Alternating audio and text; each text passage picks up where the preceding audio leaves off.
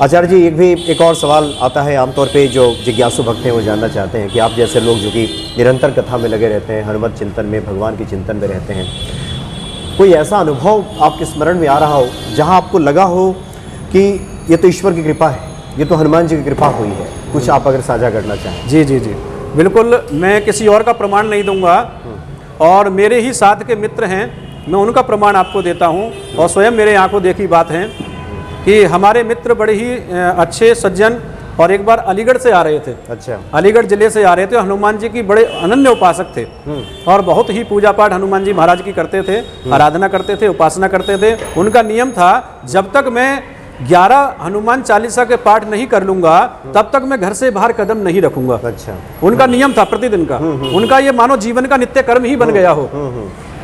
तो वो एक दिन अपनी कार के द्वारा, कार के माध्यम से अलीगढ़ से वापस आ रहे थे, तो अचानक उनको खुर्जा, एक जगह पड़ती है बीच में, तो खुर्जा शहर में आकर के उनको हल्की सी झपकी नींद की आ गई। अच्छा। और वो ड्राइविंग सीट पर ही चलती गाड़ी में सो गए। तो लगभग 2 से ढाई घंटे गाड़ी और चली, और जैसे ही गाजियाबाद में गाड़ी आकर के रुकी, तो उन्होंने देखा कि एक हनुमान जी महाराज का मंदिर है। तुरंत घंटी बजी, तुरंत वो एक ड्राइविंग सीट से जागे, निद्रा टूटी, और निद्रा टूटते उन्होंने देखा सामने हनुमान जी का मंदिर है और घंटे की आवाज आ रही है, आरती हो रही है। तो उन्होंने एकदम आश्चर्यचकित रह गए, बोले मैं तो सो गया था, गाड़ी कौन चला रहा था? खुर्जा में ही सो गए थे। हाँ, वो खुर्जा पर ही सो गए थे। और खुर्जा से गाजियाबाद की दूरी मुझे लगता है 25-30 किलोमीटर होगा, लगभग 50-60 किलोमीटर। 50-60 किलोमीटर। हाँ। अच्छा। तो लगभग 1 से 1.5 घंटे का रास्ता है।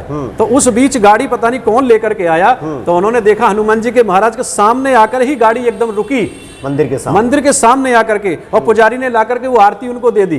तो जैसे ही आरती ली, वो बहुत रोए अपने जीवन में। उन्होंने अपने जीवन का बहुत अच्छा अनुभव उन्होंने देखा, तो उन्होंने बिल्कुल आंखों से आंसुओं के पनारे छूट पड़े, और रोते रोते हनुमान जी महाराज से बोले, प्रभु आपने आज बहुत बड़ी कृपा करी, बहुत बड़ा आशीर्वाद आपने दिया, मेरा तो जीवन ही सफल हो गया, मेरा तो जीवन ही आज धन्य हो गया। तो हनुमान जी महाराज कलयुग के साक्षात देव हैं। हर व्यक्ति में, हर व्यक्ति के परिवार में, और जहां जहां व्यक्ति उनका नाम लेकर के जाता है, उसके समस्त मनोरथों को सिद्ध करते हैं, और वो वहां उसके साथ हमेशा विराजमान रहते हैं। सबसे पहले आप अपना इष्ट निर्धारित करें, क्योंकि कभी हनुमान जी की पूजा कर ली, कभी शंकर जी की कर ली, कभी दुर्गा माता की कर ली। पूजा सबकी करो, जी जी बिल्कुल, नमन सबको करो, प्रणाम सबको करो, लेकिन इष्ट एक को बनाओ। क्योंकि हम देखते हैं हमारे संसार में, परिवार में, हमारे माता पिता एक होते हैं। हमारे जो चाचा जी हैं, वो हमारे ताऊ जी हैं, वो हमारे पिता समान हो सकते हैं, लेकिन पिता नहीं हो सकते।